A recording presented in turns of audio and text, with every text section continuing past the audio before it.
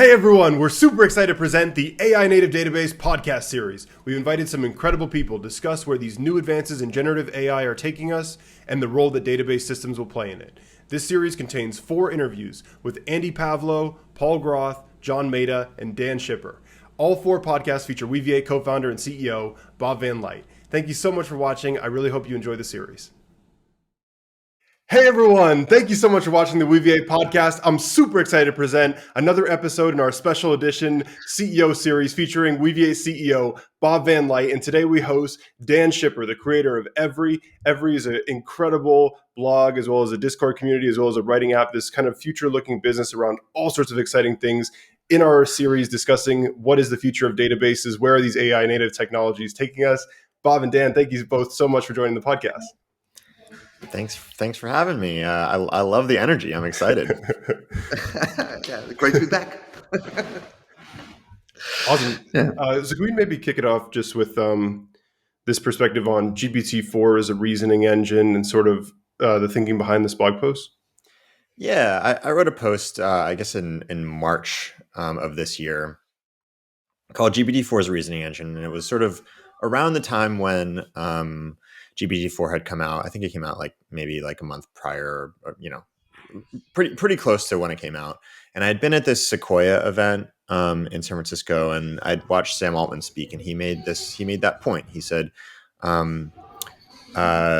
these models are reasoning engines; they're not knowledge databases. And I feel like that's a really important thing that people need to understand, or at least at that time needed to understand. I think that we're a little bit further along now, but it's still a point that I think people don't quite get, which is generally when you ask these models questions, like you ask GPT-4 or any other model like Bard or anything like that, people get hung up on the fact that they get the answers wrong fairly frequently. They get hung up on the sort of hallucination problem.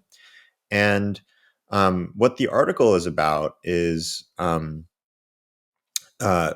of examining how a lot of the hallucination problems go away when you provide these models with the right information to reason over in order to answer the any kind of question that you have. And so, rather than writing off these models entirely, what we should sort of start to understand is that you can break up intelligence into 2 things. One is reasoning, and the other one is knowledge.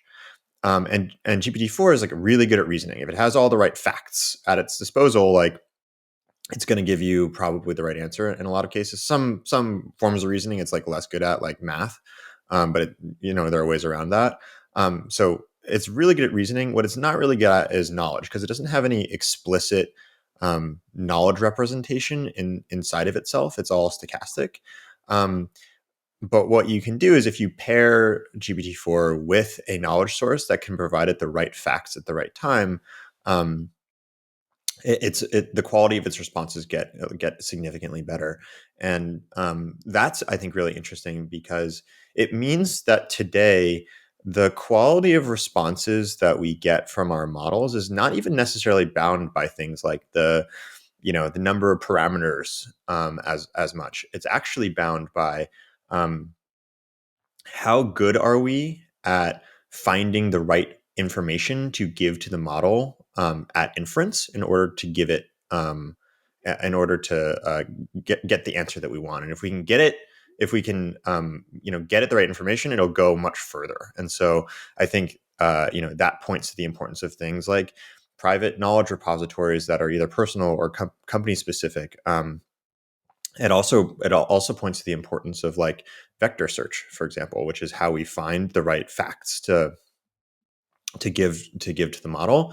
And vector search is great, but there's a lot of ways in which you have to do lots of weird fancy stuff in order to get the right information out of the database. And so I think those dimensions are ones that we'll see really interesting new things from over the next couple of years. And it's why, for example, I think even though Bard is kind of far behind, I'm pretty bullish on Google as a place to get good quality responses from, because Google has all the information that can sort of make it easy to provide the right answers. So I've been blabbing for a while, but that's the basic gist of the article.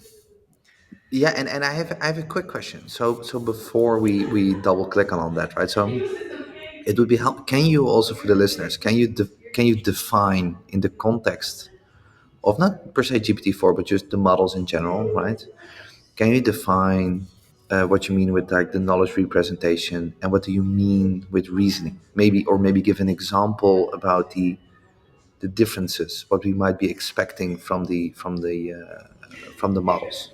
Yeah, it's a real good point. So like when I say something, when I talk about the models being sort of stochastic, what I mean is when I say something like Mary had a little, in your mind, you know I'm going to say like lamb, because you know that like lamb follows from Mary had a little.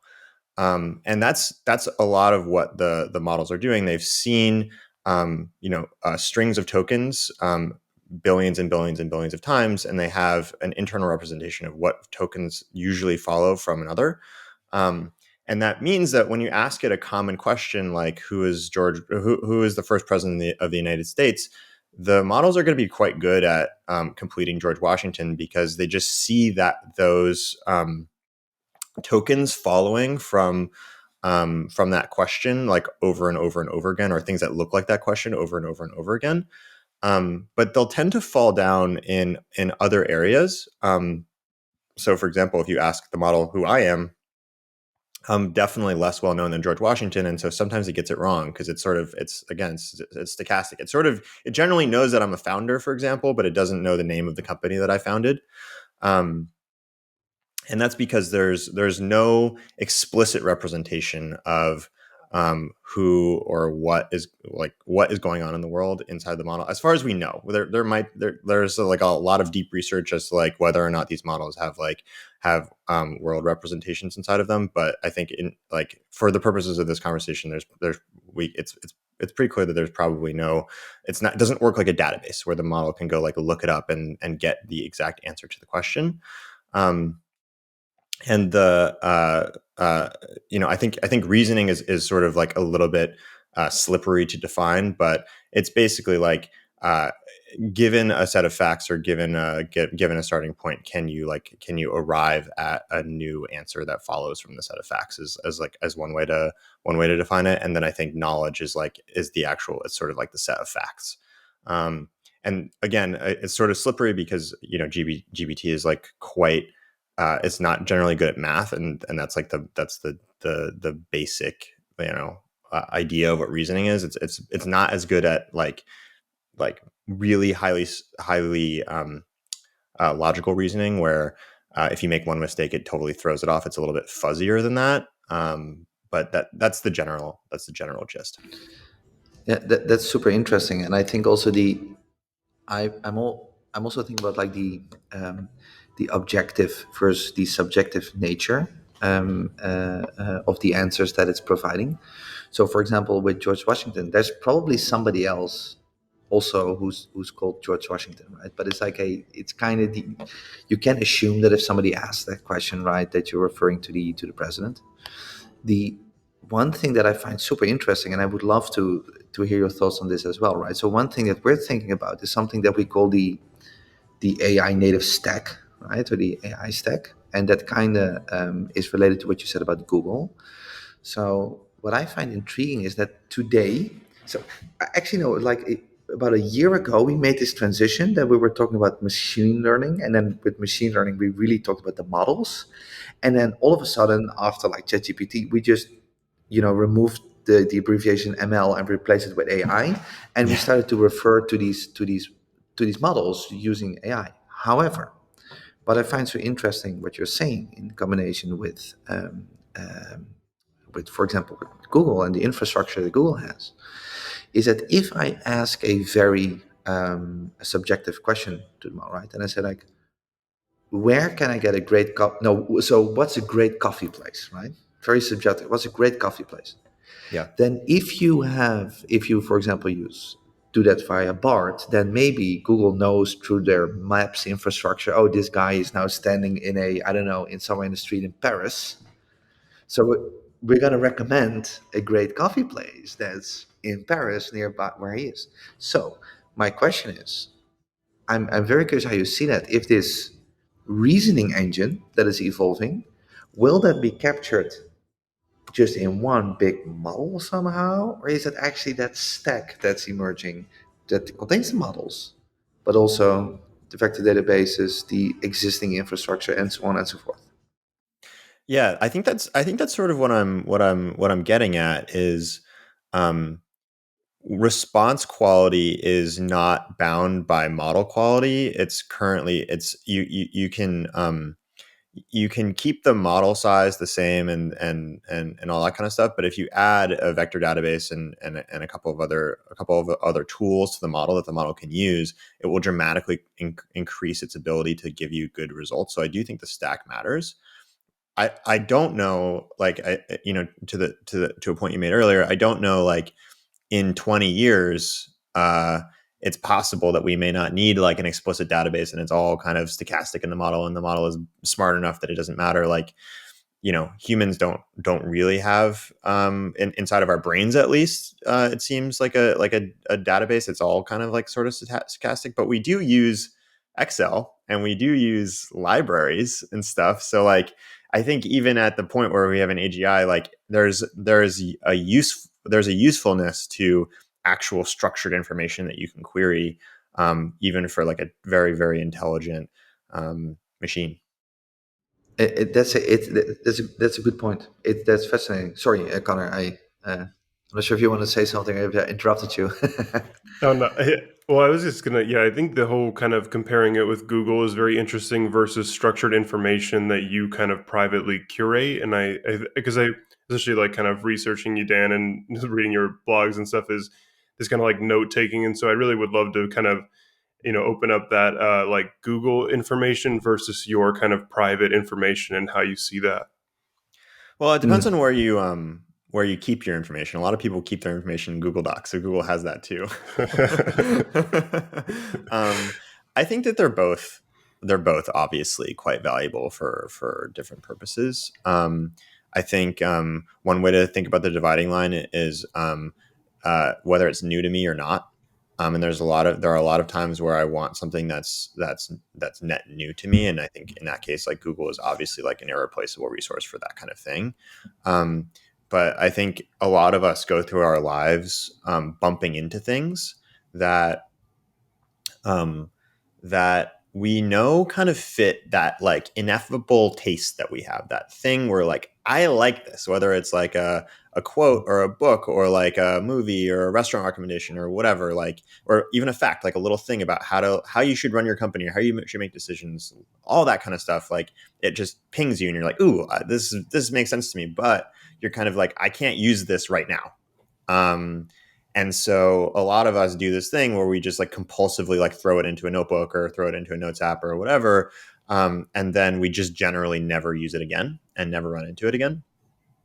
Um, but I do think the like fundamental problem that needs to be solved is, here's a thing, I know it will be useful, but it's not going to be useful right now, and I don't know what it will be useful for in the future, but bring it back to me when it will be used for, when you think it might be. And we've never found like an actually like really good solution for that. But I think AI is sort of uniquely capable of doing that for us. And I think uh, there's a lot of value in resurfacing private knowledge because it's already curated. It's already like on your vibe, because you took the time to like write it down, that there's something about it that could be helpful for you. And so if I had to pick between like a generic Google result, for example, and something that I like saved 5 years ago, but I don't remember that I saved it, I would probably prefer the latter. Especially like, one of the really interesting things that I think we're going to have to think about is, when you use like ChatGPT browsing or any of these things, like, they ended up querying on a search engine, and a lot of search engine results are not great. So again, like, the quality of the response is bound by the quality of the search that you can do, and then the quality of the results from the search engine. And I think in some of those use cases, actually, I'd rather just search my private stuff so that I don't run into all the like SEO blog post spam and all the stuff that ends up like clogging up Google. Yeah, and this is what I also find interesting related to this is that so you just mentioned like Google Docs, right? So what I find so interesting is like one of the things, if like as a human, right, if I want to keep some information, I basically, in my mind, I mean, I'm not literally thinking about this, but what I'm basically doing is that I say, okay, do I have like some qualitative information that I want to store? Because if that's what I have, then it's probably something I gotta write down, like in how's that called? The Word equivalent of Google Docs, right? But if I have something more quantitative, I might use spreadsheets, right? Because I just have a Hmm. spreadsheet where I store the information. I I think just with the quality of like how we, parsing that information, feeding that to the model, and Connor, how you just released the podcast with Madeline about like how she, the work she's been doing on that kind of stuff. I think that's indeed kind of a solved problem. But what I find so interesting is that the way that we've been using these technologies until Google search today, from the way of the beginning, is that it was so super. It was like super quantitative, right? So it's like it was just super objective. Like, you have a query. This is the page where you might find the answer, and however it's written on a page, we don't know, we don't care. But what the model adds to that is more that qualitative angle, right? That this subjectiveness of potentially having an opinion on what you're doing, right? So if you search on something about like yeah, I don't know, right? If you write like maybe a weird example, but like how to build a bomb, right? Then Google search might show you just a page that goes, hey, this is just how it's. But Yeah. the model might say, do you really want to do that? Do you Yeah. Yeah. understand that Yeah. this is actually a dangerous thing to do? Yeah. And I'm fascinated by that. By that. I'm not sure this is a smart thing to say on a podcast, but the point that I'm trying to make, an intellectual point with this, but the point that I'm trying to make is I'm fascinated by the subjectiveness. So even that I notice that the system prompts in ChatGPT are changing, that they try to make it Yeah. less opinionated. Yeah. These things give me an opinion on what I want to know, and I need to get used to that. I notice, and I'm just Yeah. curious how do you think that will evolve into the future? I think it's great, honestly. There's a lot here. So like one thing is, um, when you're asking for things that you want to know, I think what Google basically does is it just finds websites that have the same words. But often, like, you can't really put things into words, or the words that you should be using are different from the words that you are using. And I think ChatGPT is like incredible at helping you actually put to words something that you can't put into words, and then returning you the right thing in a way that was like previously completely ungoogleable. So, like, a really good example is, I was writing a piece like a couple weeks ago, and I had this, like, it was a practical guide for how to use ChatGPT custom instructions, but I really wanted to have like a good opening for it, like a kind of voicey explainer, like where it felt funny and it felt like it wasn't just like a 10 tips to do ChatGPT or whatever, right?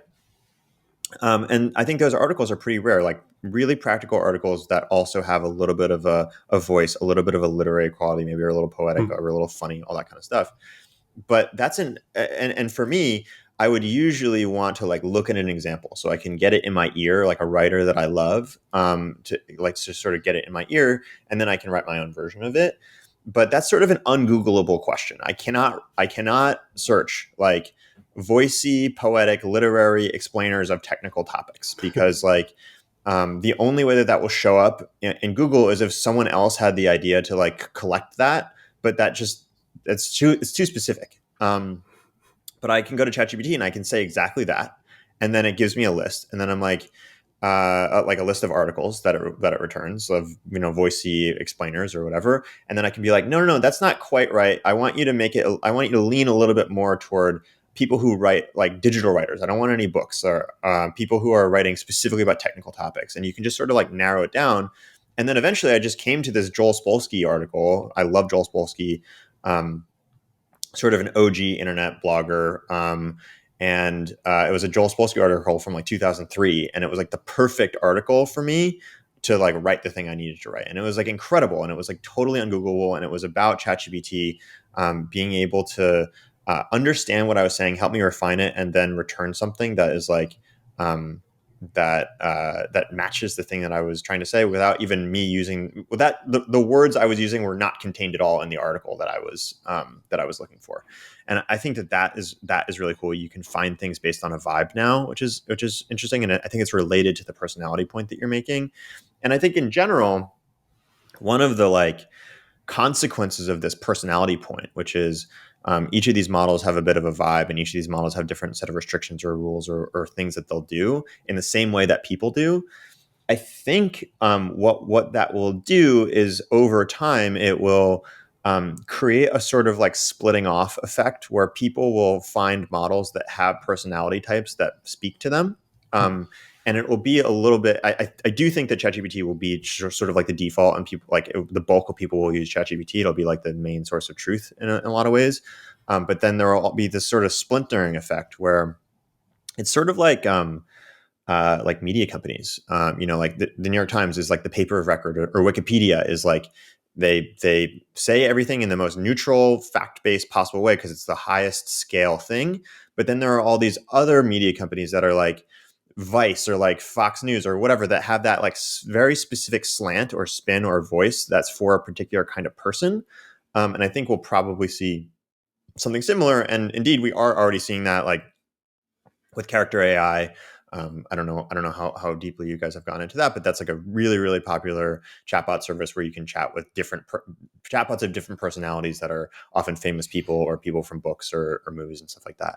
Yeah. And so I think that's one interesting consequence, is that the more these things are like people, the more that they have personalities. I think the personalities are like incredibly important, incredibly core to this, but they also create this situation where a more specific personality is going to be more interesting for groups of people, and will probably unbundle into those groups. It's so interesting what you're saying there, because the one thing that I'm personally always excited about with is when these new things happen, right, in the industry. It is like it often starts with these displacement services. So in this case, it was like through now the hype is like with RAG and that kind of stuff. It's like, okay, we're gonna do quote unquote better search, right? Because we have now the model and we inject that information into the model.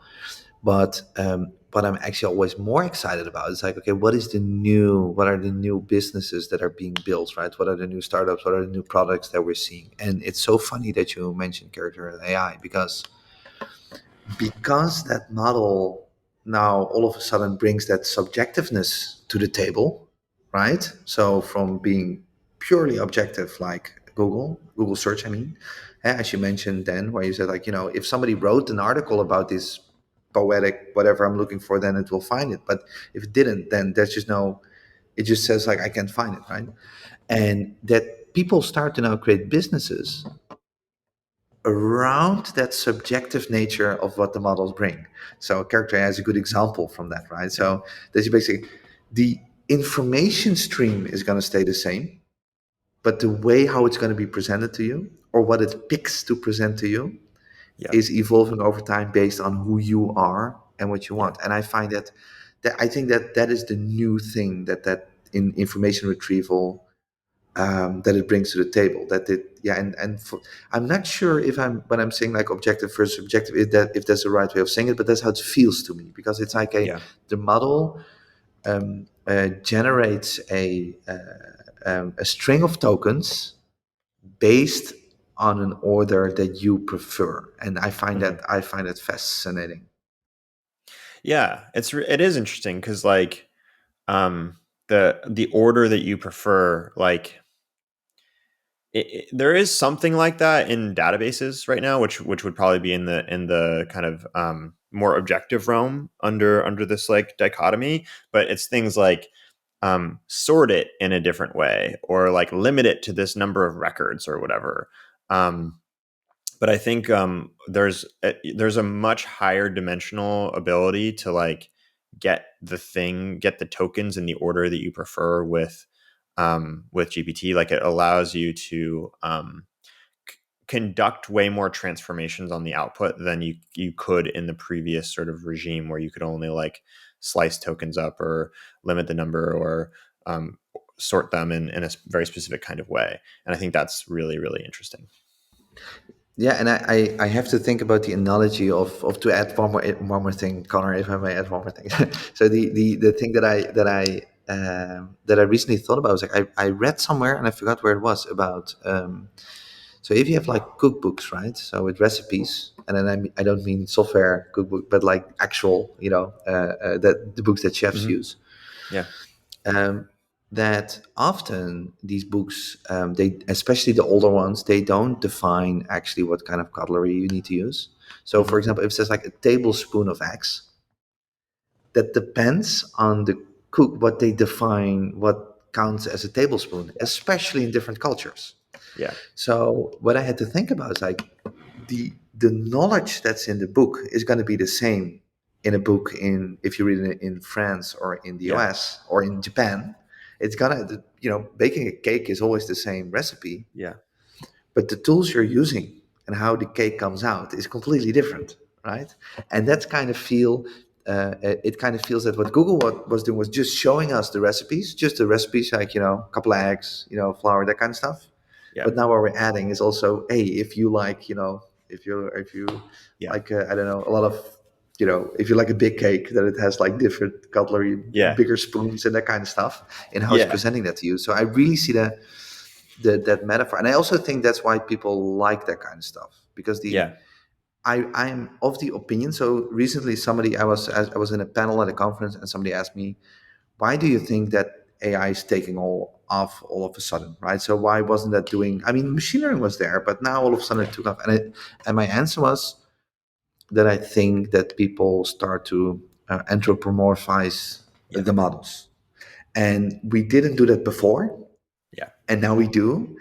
And I think that's the reason why it's taken up, because it's more personal. It's like the thing talks to you rather than just presenting you with a search result. So that's Yeah, it's a great point. Like humans love technology that like looks or sounds like a human. It's like we're like, yes, whoa, and I think there's that effect there where like you use it for the first time, you're like, whoa, and then the next day you're like, I don't know, this isn't that useful for like a lot of AI demos, but like it just creates this like sheen of like, oh my god, to it, and then some of them really deliver. Like I think ChatGPT really, really, really delivers. And one interesting thing to the point that you're making earlier is, sort of about those recipes is, I think that that's an underappreciated thing that ChatGPT does is, it does these subtle translations of text. Where the most basic example is it literally translates English to English. Where, for example, I have someone that works for me. He's incredibly talented, and English is his second language. And he has to write a lot of emails for me. And when you're talking to him in person, he like, of course, like he just sounds like basically like a fluent native speaker. But when he writes, it's like a little bit. You can tell it's a little bit not his first language. And the minute ChatGPT came out, his emails got like way better. And because it just tweaks it slightly, but it's not even just correcting English. It's like actually within English there are all these different languages that we tend to speak between different kinds of people. So like a really good example is my dad. He has a cemetery and funeral home business. So it's just a completely different world, right? But he has an idea for an app he wants to build, related to his business, and he can explain that idea to me. But he wants to go hire someone to build it, and writing the spec to get someone to give him an estimate and figure out who to hire. That's actually like kind of hard. It's like hard to get from the layman's explanation that he can give me to an actual spec for like a job that someone might want to work for him for. And is that a is? I'm sorry. yeah. I just wanted to quickly ask: is that an app where people can organize funerals for all the AI startups that OpenAI killed with releasing the new ChatGPT version? No, but I think that's a great idea. There's probably a big market for that. Um, Yeah. um, and And historically, like I would have had to write it for him because I know enough to like translate what he's saying to a spec. But I just said, go talk to ChatGPT about it, and ChatGPT can write it, right? Because it knows what he's trying to say, and it knows the language to put it in, and it can do the subtle translation to make it look like someone who really knows what they're doing has put this together with with taking what he says and turning it into something that someone can use. And I think that that's like a really deeply underappreciated leverage point of these tools, because I don't think that we realize how much we actually within the one language that we speak many different languages. There are many different subcultures of people that talk in certain ways, and AI can kind of translate between those subcultures, and I think that's really powerful. If I may, sorry, Connor, I'm so excited. I have one more question, and then I'm very curious if I talk to you then with your writer head on, right? So, if I'm thinking of this analogy, right? That there was like this time when electric guitars came around, and the thing Yeah. was, I'm a big music fan, right? So you had like Les Paul on the guitar, and the one thing was like you shouldn't put like the speaker too loud. You shouldn't turn up the volume or the gain too much because otherwise it Hmm. went in overdrive and that was seen as Yeah. something bad. Yeah. And then we got like Jimi Hendrix, and Jimi Hendrix Right. just turned it all on, and then we had Jimi Hendrix, right? Yeah. So as a writer, so what is the equivalent for writers in the Yeah. creative process to turning Yeah. ChatGPT in overdrive? What I'd how say, what do you yeah, think we're going to see? What is going to be new in the that's creative such a good process? question. I don't know the answer yet. Like I can tell you how I use it. Um, for example, like I told you about earlier, it found me a great example of a piece that was like the piece I wanted to write, or like it will often, like if I'm trying to express something, like I want to use a metaphor or simile, like it will help me find that metaphor or simile. But I think, usually, in the example that you gave, what Jimi Hendrix did was he took the thing that was a unique feature of the new technology that seemed to be a mistake or seemed to be something that was like overused, and he just owned it. Um, and so, like the filter that I think we should put on is like, what is the thing that is sort of uniquely AI generated, that is seen to be like sort of low status or a mistake that someone could like own and like really turn into something interesting.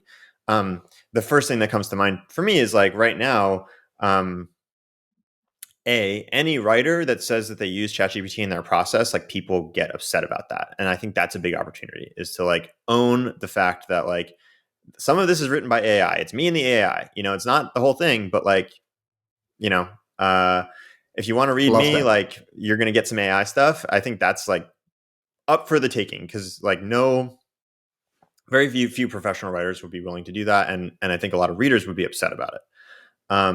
So there's automatically a filter there. I think the other thing is just like, there is a distinctively AI generated voice these days, that sounds like ChatGPT. And I don't know what that will evolve into, but I could see that being fertile ground for like artists to play with and to be like, what do we make out of this, like this distinctive AI voice? Because it defines an era in the same way that like Midjourney and Dolly images are going to define this era for art. That voice will define an era for writing. And right now it's looked at as low quality, and it is, to be clear. But I think people will learn how to use that in an artful, high quality way, and that will become new art that like the next generation will look at as being high status. Fascinating. Well, so I think this whole thing has been incredibly profound, and kind of I really like this talking about the subjective voice of of GPT-4 and so on, and these kind of translations. And so I guess my question to you both is maybe kind of going into this, like I'm very curious in particularly how this technology will look like, is whether to get the AI voice you have to like kind of, I think character AI, they fine tune the language models, so you get a bunch of data on things Dan Shipper said, Bob Van Light said, and I fine tune the language models to have this voice. Or if I can just have GPT-4 as the reasoning engine, and if I can just retrieve things that Dan and Bob have said to then get the voice of Dan and Bob. Yeah. So a couple things. I don't think that character AI is doing fine tuning. I think the way character AI works is you just give it instructions and you say like, here's how I'd like the voice to sound, and then it will like try to emulate that voice. And GPT-4 does that too. So GPT-4 has a system prompt where you can say like, hey, I'd like you to emulate Dan Shipper, or or whatever. And as long as GPT-4 knows about that person or has examples of the kind of text that you're looking for, it will try to do it. It's not like going to be that spot on, um, but it'll be close. And I think over time it will get even closer. I think when you're talking about like sort of the retrieval augmented generation stuff, where it's like, um, I ask a question and then it goes and finds examples of stuff I've written, or someone asks a question, it goes and finds examples of the stuff I've written, and then tries to answer based on that text. I think generally when you're doing that, that's going to be for kind of answering fact-based questions, so it'll know stuff about me. It's less so for mimicking my voice. Although I guess you could like, to the extent that I've ever written anything or said anything that like sounds like the answer to that question, you could tell GPT to like uh, use what it finds to reformulate an answer in my voice. But like generally, people don't use retrieval augmented generation for that. Um, but I think like the thing that will probably be most useful over time is specific fine tuning for a particular writer or a particular voice to like mimic the voice. Yeah. Yeah, but isn't this actually an opportunity, right? So it's like I never thought about it this way, but currently, um, when we talk about RAG, we talk about that knowledge base. So we want to extend the knowledge base of Yeah. that the model has access to. But what if we would use RAG not to back to the objective subjective nature of things, that we don't want to give it like objective knowledge, but that we actually want to give it something subjective. That we say like, Yeah. we're gonna, through RAG, we're gonna inform you how we want you to do, whatever we want you to do, right? So XYZ. So because again, now mostly all these use cases that also that we see because of course we see a lot of use cases. RAG is always means extending the knowledge base. It almost never means, for example, let's say that you have this is a very makes it very easy to visualize, basically, right? So if you talk about poetry, right? If you want the model to generate something, knowledge that it already has, right? So tell me something about the Eiffel Tower. It already has that knowledge. But now we're going to give it a poet. So we just tomorrow they open some kind of cave. They find this unique poetry that was like never digitized. So impossible that ChatGPT had access to it in its training process. We digitize it. It's okay. Tell me something about the Eiffel Tower. It's in the model. But we're going to feed you poetry, and you need to, in this unique style that's in this poetry, that now you need to tell me about the Eiffel Tower, mimicking that style. That Yeah. is using RAG not for its knowledge, but Right. for its subjective way of representing Yeah. stuff. Yeah, totally. I think that's totally an interesting thing to do. I think and people, to be clear, they do that with one shot or few shot prompting. So without using RAG at all, you just like Fair enough. have that Yeah. poem in there as an example, and then no matter what people put in, you just use that poem in your prompt and say like copy this poem. And I think the reason for that is generally you don't have to change when you're doing few shot prompting, you don't have to change the example that much, because it's not with facts, like if you're getting knowledge, like the knowledge that you're putting in might change all the time, but the style of the poem stays consistent. So unless what you wanted is like, given any poet, uh, copy the style of the poet, and then it would be helpful to like have a database of different poems and poets, and then if I say E. E. Cummings, it will go find an E. E. Cummings and then throw it in the prompt. I think that would work, and that would be sort of retrieval augmented generation style. So yeah, I think it's helpful. I think generally people don't do it though, because the style that they want, they just put it in the prompt and it does it. Yeah. What do you think about that, Connor? What are your thoughts on that? I'm just curious.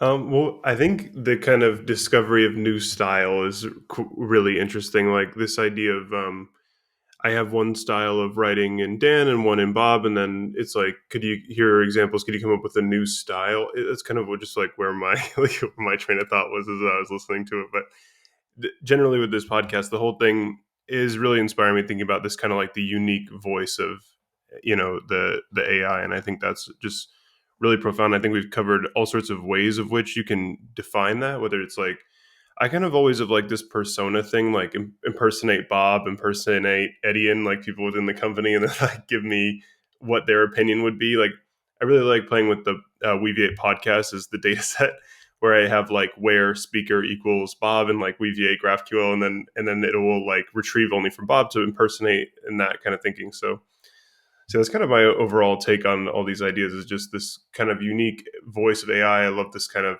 subjectivity, this role playing. I love the multi-agent kind of concept of like collective conscious kind of. That's really cool.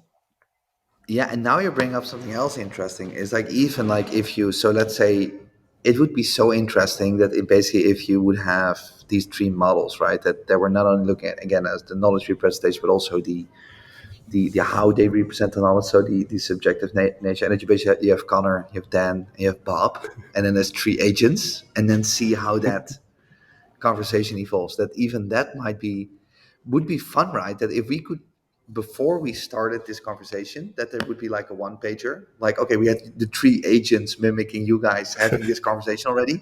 This is what the conclusion was, so just take it from there. That might be interesting, right?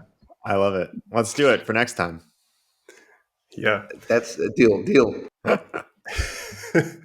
Amazing. Well, Dan, thank you so much for joining our special Weaviate CEO series. I thought this was such an awesome one. This was a really, really incredible topic that we dove into. Thank you so much. Of course. Thanks for having me. It was great. Thanks, Dan. Thanks, Connor.